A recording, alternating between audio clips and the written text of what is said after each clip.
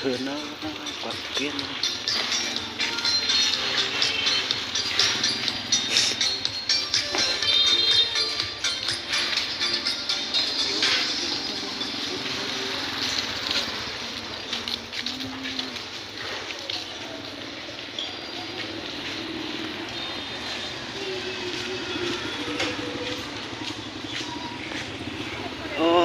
khơi nó bê tông xiên tao đi tao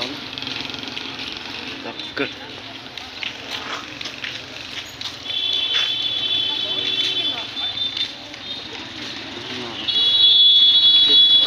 cái trong cờ nó này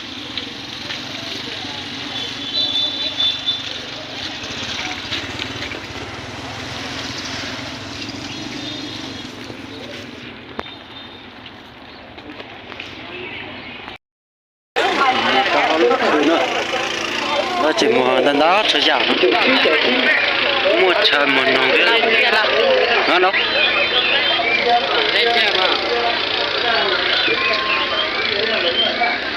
này chị đi được hàng đào đó trên cái cái chi đi đâu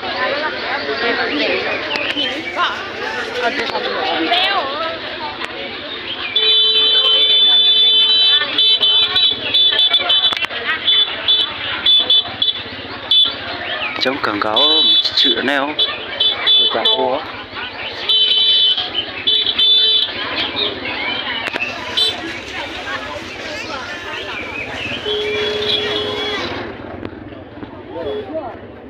trong cảng cáo nữa lập sắc cá sái với một xùa xe với một khổng lồ rất chặt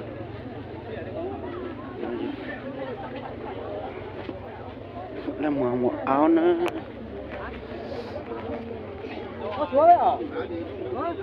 làm vì sao bên đi địch chúng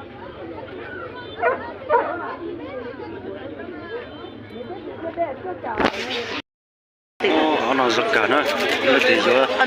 nó cái khỉ nó giờ nữa cảm ơn cái khách đào này.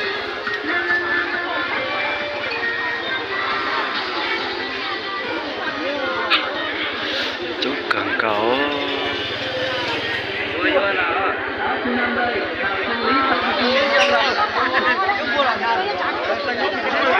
làm nó cụ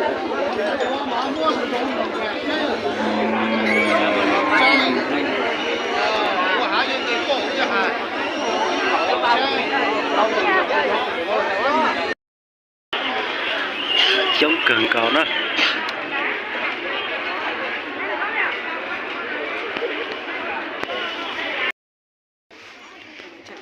vô luôn à xuống là vô kìa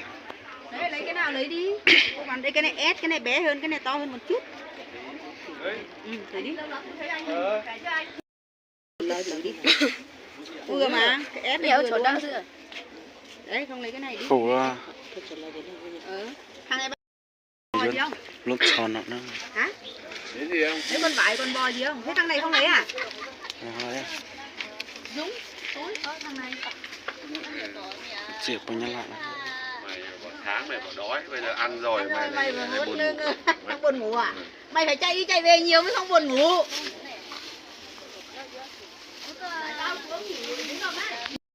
nó khỏe này nó sân gió rất đẹp bé của nó khỏe lo là xin nó khỏe bây giờ nó bên nó phở nó sẽ cứ nó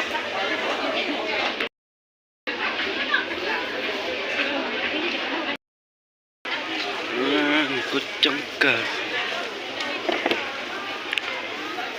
nó cứ tao tôi lúc cái khử nó mò tôi cứ nó cố cái thế nào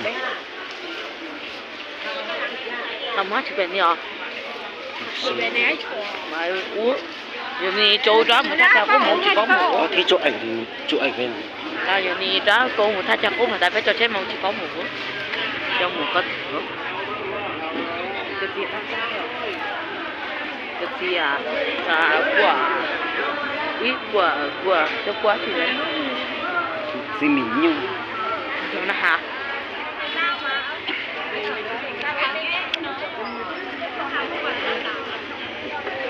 Ô chung nó cái đấy. Ừ. Ô mua cái đâm ra vậy. Nhá nó thì rất giàu nè. Ta cho nè thì vết đồng van, phố cổ đồng van thật ra nè. Đấy gì đó nó thật sát.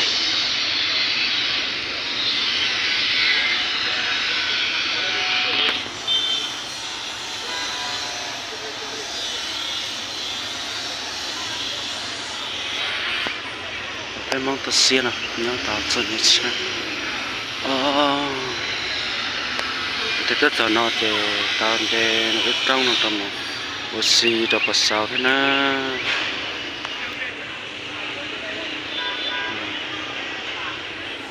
Cái nhăn là.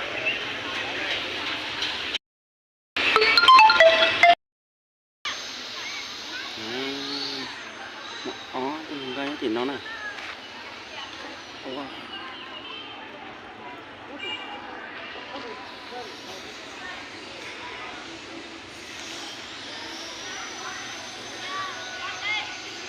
Nó thực cứ đọc cái tổ ok.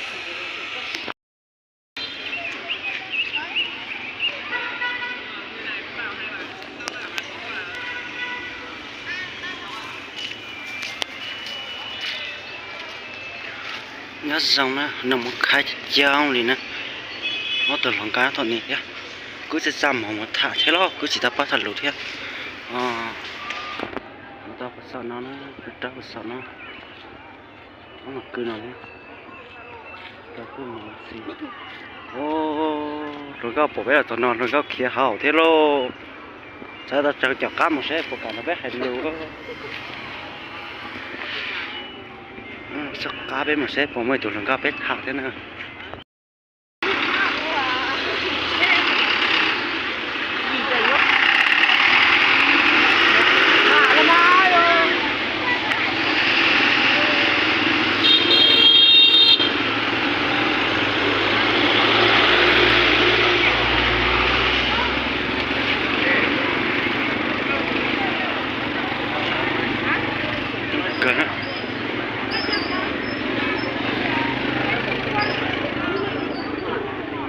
tao đâu rồi gì anh xin có kia thì ta đi